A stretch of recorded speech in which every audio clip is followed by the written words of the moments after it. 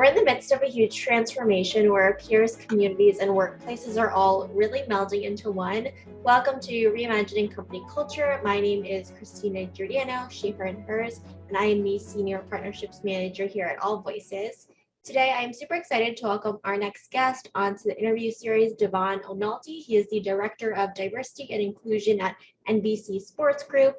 If you want to share a little bit about yourself for our listeners, Devon, and also do you remember how you answered the question, what do you want to be when you grow up, when you were younger, and also share your pronouns?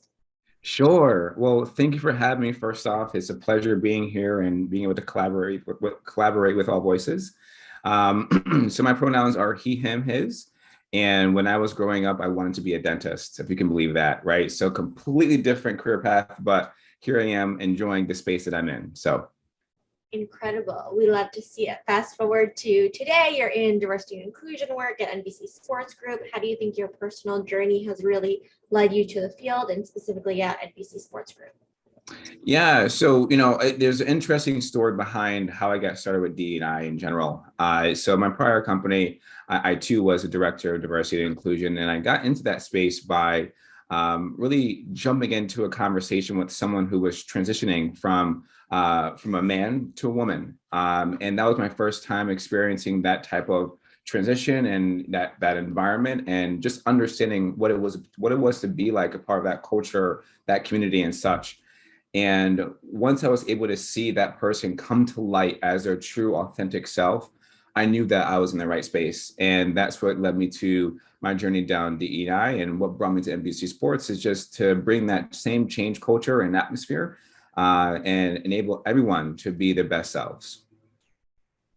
Incredible. Thank you for sharing your personal journey to this work and providing that context. I always think it's interesting how people get into this work as well. I don't think any little kid is like, I want to be in diversity, equity, and inclusion. At least nobody has said that yet on the show. I think a lot of people are leaning into equity work and diversity work, which is really great to see, especially from an organizational perspective. And I think everybody has a unique role to play in this work, no matter what organization or role you have within that company. What do you think the unique role of private organizations is, or employers, in creating more equity in the world? So for me, private companies really play a key role because we have so many touch points, right? So with a company like NBC Sports, right, you may know our brand because of the Super Bowl or the Olympics or any of the like for sports.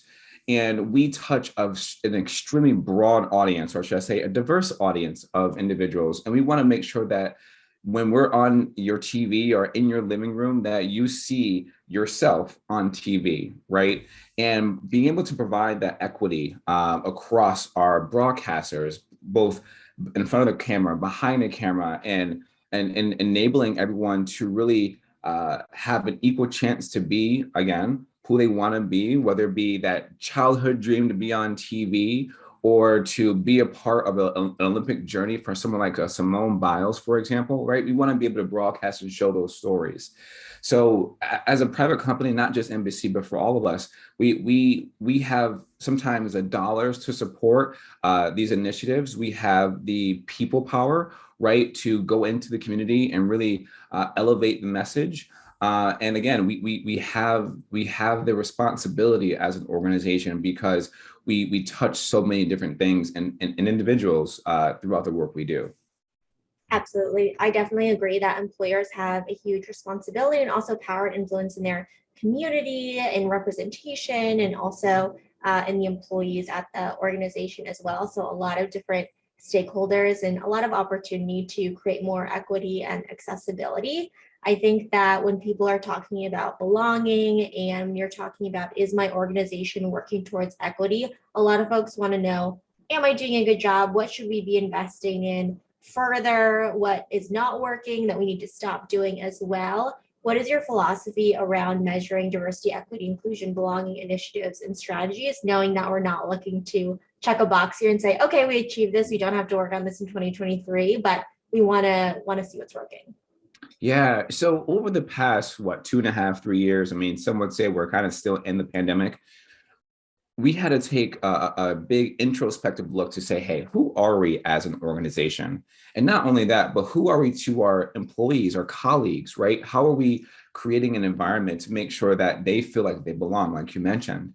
And one of the pillars of that strategy is creating a community, right? So at NBC Sports and at NBC Universal, we have a thriving group of employee resource groups where individuals can be a part of these affinity groups to really either be an ally or be a part of someone to show that, hey, there is a voice for me.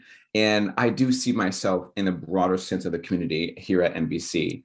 So that's a really good way to at least start that conversation about, hey, there's this subset of group here that's here for you and that can help you be a part of this journey and maybe answer questions that you may not have, right? So that's where it starts. And then from there, a lot of what I've seen throughout the DEI work is we want to make sure you can come to work as your most authentic self. Now, I know that we all may want to come to work as our most authentic self, but some people may not be ready for that true authenticity. So my measurement of a true journey around DEI is to come to work as your best self. Because again, there's pieces of you that you don't want to bring to work, right? I'm sure we can all relate to that. But as your best self, that means you're coming to work, mentally sound. You're coming to work and just being who you are, both in and out of work. And you're able to bring in some of the good and sometimes some of the bad things at work and still be able to perform at the best levels that you are at that moment, right? And I think that's important. And then finally, I mentioned this before, is tapping into our community, right? Too often do we do all these phenomenal things, but we don't bring our community partners in with us. And by elevating our community relationships, it allows us to really open the doors to who we are, right? Behind the curtains, if you will, like who's the Oz behind the big name of whatever company you're with. And I think that's important because again, it gives the employee base a good sense of, wow, we're doing more than just saying that we're a good steward in the community, but we're being a good steward by driving these community initiatives, putting dollars and putting people power behind these things. And those three things are important. So again, community building, creating a space to be your best self, and and our employee resource groups. I love bringing your best self to work. And I know a lot of folks say bring your full self to work, but what does that mean? Is the environment psychologically safe? You don't have to bring your full self to work as you were talking about. Some people do not want to share some things at work, and that is completely fine. That is more than fine as well. And when we're talking about internal community, love employee resource groups as a former ERG leader myself, and then working with subject matter experts, community partners, people who are doing incredible work day in and day out in your community or location as well is really important too. And I think what you said at the beginning in terms of acknowledging where you are as an organization, where you are as leaders, taking action. So a lot of folks have thrown out business as usual because you had to. There's a lot of challenges over these past few years, and consistently auditing our employee experience and process is important. Tell me about how you've redesigned a system to be more equitable in the past. Yeah, so I'm not going to speak too much on NBC because I'm a relatively new employee there. But at my former company, one thing that we did was really look at how we were communicating with our employees, right? So my former employer had about 7,000 employees spread across about 27 different states. So our communication about big events like what happened to George Floyd, different things around the API community and such, right? So how are we communicating that? How are we touching our employee base to make sure we show them that we care as an organization, right? And then on top of those events, right, because those events may have charged you to be very mentally unstable, right? Because either you felt unsafe going out, or you felt like the employer weren't doing enough, right? So by modifying our communication, improving the way how we impact that communication was huge, right? And from that alone, at my former company, that allowed us to really drive home the message that DEI is our top priority, right? And then we took or elevated that communications by making some external commitments, right? And some of these commitments in my former company were committing to Paradigm for Parity, which talks about gender parity at our senior most operating roles, right? That was huge because it showed that we're not making only internal commitments, but we're saying to our investors, to our stakeholders, that we are committing to having gender parity by a specific time, which at that point was 2030. Right. So putting that stake in the ground saying, hey, we're doing this not only for our employees, but for our investors and our stakeholders, that's important. So when you modify your communication, make more external commitments where you're being held responsible by your stakeholders, it shows the employee base that, hey, we're making a change and we're making a big one. Yeah, and I think that speaks to accountability, transparency, and effective communication. And there's a ton of research that say stakeholders, especially employees, kind of see this as an expectation and really want their employers to lean into the conversation. Again, not checking our lived experiences at the virtual or in-person door of the office. One study showed that 53% of employees say they want their leaders to take a stand on societal issues they care about and go beyond just issuing an occasional statement, and 66% of HR chiefs report that the company acts on social issues. I want to ask from your kind of experience and your perspective, what is your advice for companies to intentionally take a stand on what's happening in the world? There's a lot going on that plague our community, particularly going beyond kind of the statement and really putting teeth behind it.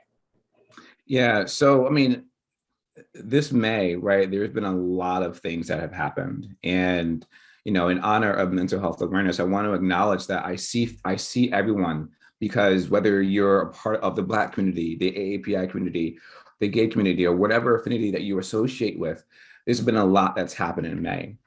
And one way that we can go beyond just the standard, hey, here's an email saying, we feel you, we hear you, we see you, and here's some resources, is, hey, let's have some of these side conversations, right, where we get down to the nitty gritty. Let's have some in-person discussions or, virtual discussions, but more intimate discussions about, hey, how are you feeling, right? What's really going on? Is there anything I can do to help? Or let's have more pulse surveys, right? Let's tap into the survey data to say, hey, what's going on? These things have been happening, and we know that there's an effect to the employees, but we want to hear from you, right? And give employees a chance to really provide detailed experiences about what's happening in their day-to-day.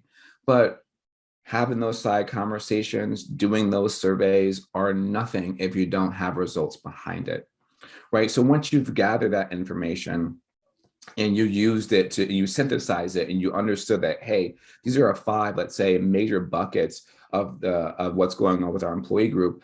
It's now time to say to your employees, hey, we've heard you, let's communicate, and now let's show a game plan, right? And follow up with that game plan.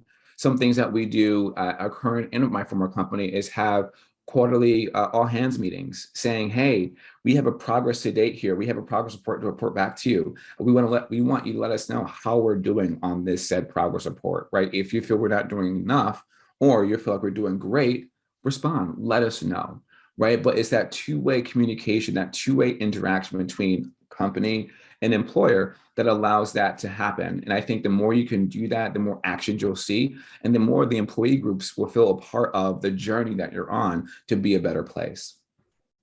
Absolutely. That two-way communication is so important as well. Really active listening and listening across multiple different avenues, because we know people are coming in with those different workplace experiences and feel comfortable giving feedback to their manager, feedback to you, feedback to people across the company as well, and taking that qualitative and quantitative data and actioning behind it is so important. Tell me about NBC Sports Group's key kind of pillars of current diversity, equity, and inclusion strategies. There's so many kind of avenues that you could go with that as well, and where you are in the equity journey there. Yeah. So again, I don't want to speak too much to it because it's only been about a month for me. Yeah. But I can definitely dive into what I've learned from afar and kind of things that I hope to accomplish while here. So one of the things, and I think this can be said true across a lot of different companies, is we have a war on talent, right? And not just regular talent, but diverse talent. And what does that mean for us here at NBC Sports? How are we quote unquote attacking that war on talent. And a lot of what we're doing is trying to be different, right? We're trying to be a game changer on how we attract and retain diverse talent. So we have a big pillar or a big focus on that, whether that's trying to create more externally facing outreach initiatives, or that's trying to create more community partnerships with HBCUs or HSIs or Hispanically serving institutions, right? What's that partnership look like, and how can we create roadmaps and runways for those diverse potentials, right? And then outside of just the talent, right, is what are we doing for our employees that are here, right? Of course, we know our high potentials, they get all the love, right? Because they're high potentials, of course they do. But what about the average person, right? The person that's enjoying their job, they don't want to do too much, but they don't do too little, but they're just the average 3 out of 5, right? For a 1 to 5 range. What are we doing for them? How are we allowing them to feel like they belong? Because again, they're not on the high potential track, but they're not a low performer either, right? So we're trying to create different mentoring opportunities for them to say, hey, we see you. You are doing exactly what we're asking you to do, and you have been doing this for X amount of years. We want to put you on track to make sure that you're getting you're getting what you need to be successful, to know that we want to see you continue to do better, right? Studies have shown that individuals in the, let's say, the middle manager level who've been there for about 10 years, they start looking around and say, I think it's time for me to move on, because there's, Right. I'm looking up, there's nothing much, and I'm looking back beside me and right? So that's the group that we're trying to really approach, to say, hey, we don't want you to leave, right? We want to find the best opportunity for you, whether it's here at NBC Sports or NBC News or NBC Local or NBC Universal or even Comcast, right? What are we doing to really keep and retain our talent and showing them that we care? And then finally, and I'm harping on it pretty hard during our conversation today, but it's our community, right? Because again, as many launch pads as we can have for HBCUs and HSIs and other so I say historically marginalized groups, what are we doing for a backyard, right? So NBC Sports is based out of Stamford, Connecticut. What are we doing for Stamford? What are we doing for a broader community to show that, hey, we are a true corporate citizen that shows that we care beyond just, hey, we're NBC Sports and we're coming in and doing a thing, right? We want to really embed ourselves in that community and really elevate our brand name just beyond who we are on TV. So those are I say the 3 things that we're trying to focus, at least I'm trying to focus on now with my time with NBC. Absolutely. And those are 3 big things as well, big rocks, as they say as well. And I definitely agree that these are really key ways to really retain talent. I think you need to be specific around who you're talking about as well. I was talking to someone the other day too, and they were talking about, okay, you have your high potential folks, you have people who are at your organization who are performing really well, but you really want to make sure that you are taking care of everyone, because your attrition rate will go up and people know when they are forgotten about, and that you're not authentically connecting and investing with them as people.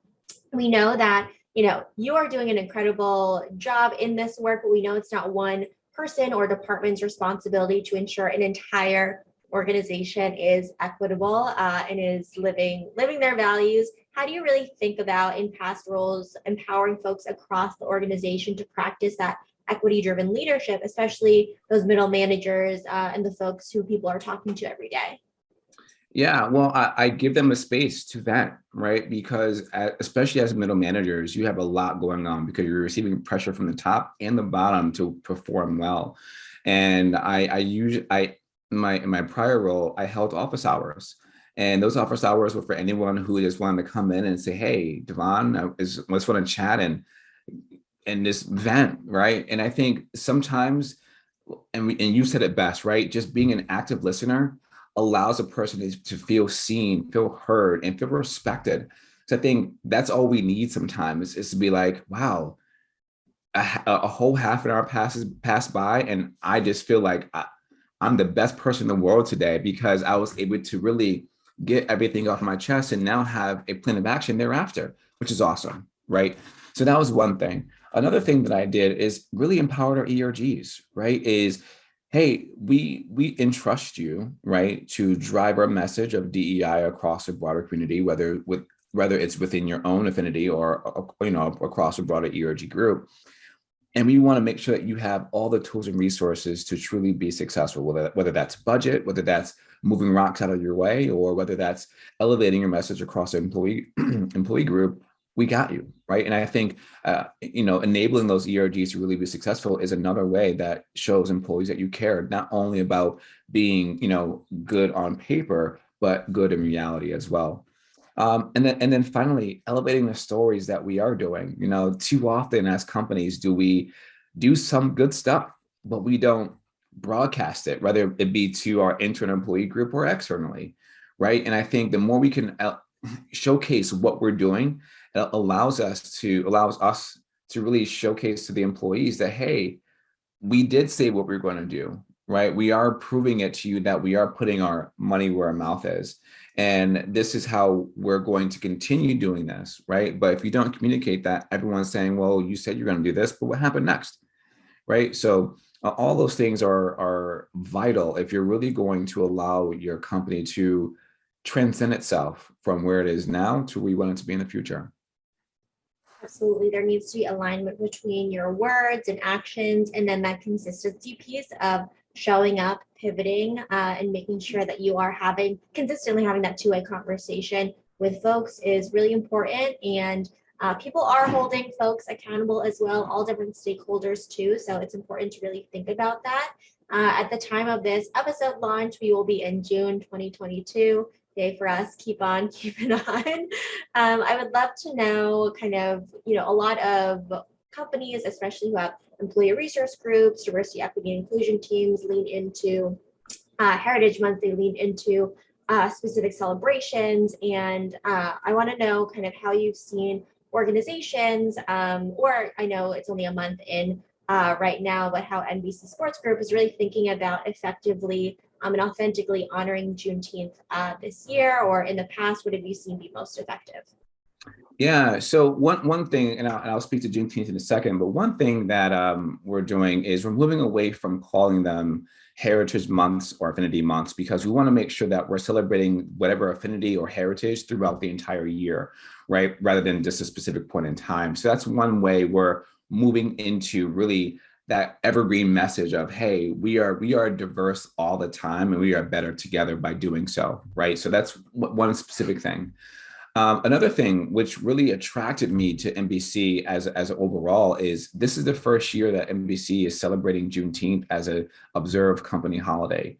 So that doesn't speak volumes of how we celebrate diversity in the sense of Juneteenth. I don't know what else does. And that really attracted me from an employee proposition standpoint, right? Is, hey, this is important to us as a company enough for us to take the entire day off so we all can acknowledge and observe this important day in history. So that's one way. Another way we're trying to celebrate Juneteenth is by using our BEN group, which is Black Employee Network. And we're doing a Juneteenth inspired menu for our cafeteria. And just try to immerse the culture of what Juneteenth is all about into our employees so they too can experience it. Because I think food brings everyone together, right? So what better than a nice, plate of food with some, strawberry drink to bring it in and celebrate it with your fellow colleagues. And there are some other program that's not too fun, that's not yet finalized, but we are really elevating the message while also being mindful that June is the start of Pride Month as well. We want to make sure that we're acknowledging our brothers and sisters within the Pride group to really be a part of that. But I think another good way to do that is by elevating the voice of a Black person who is in the LGBTQ plus community, right? So again, some of those plans are still, work in motion, but we definitely have a good lineup of events to come, and we're looking forward to what we're doing for Juneteenth. Absolutely. That intersectional identity piece and that evergreen supporting employees who are LGBTQIA+, who are Black employees, who are API employees, being really specific, but also understanding that this is an effort you should be doing 365 days a year through healthcare, through benefits, through your programs, and through the language that is used as well. I think that is also important to highlight. Devon, in your experience, are there any common mistakes you're seeing companies making out in the universe still with their diversity, equity, and inclusion strategies, whether it's a cautionary tale or just things you continue to be part of the conversation? Yeah, so I'm careful to call them mistakes. I think they're notable opportunities for change. And what I mean by that is I've seen a lot of companies make, notable stances and put their stake in the ground to say, hey, I believe or I stand for X.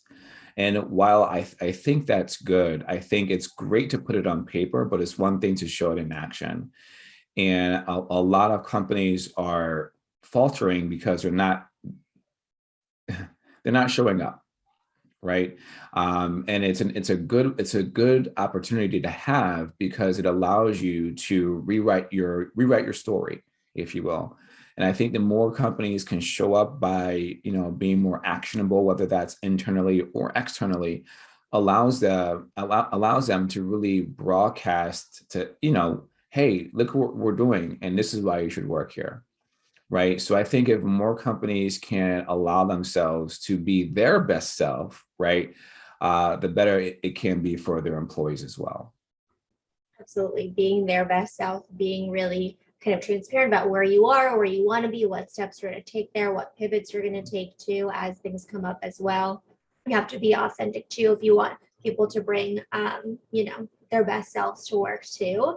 Devon, is there anything in our conversation that I didn't ask that you want to share with folks who are listening, or underscoring any kind of key insights around community building or anything that we've discussed today you hope people bring with them?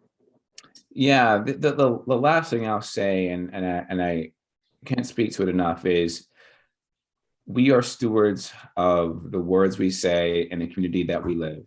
And the more we can connect the two and have those synergies drive us to be the best people that we want to be, the better we will be as an overall humanity.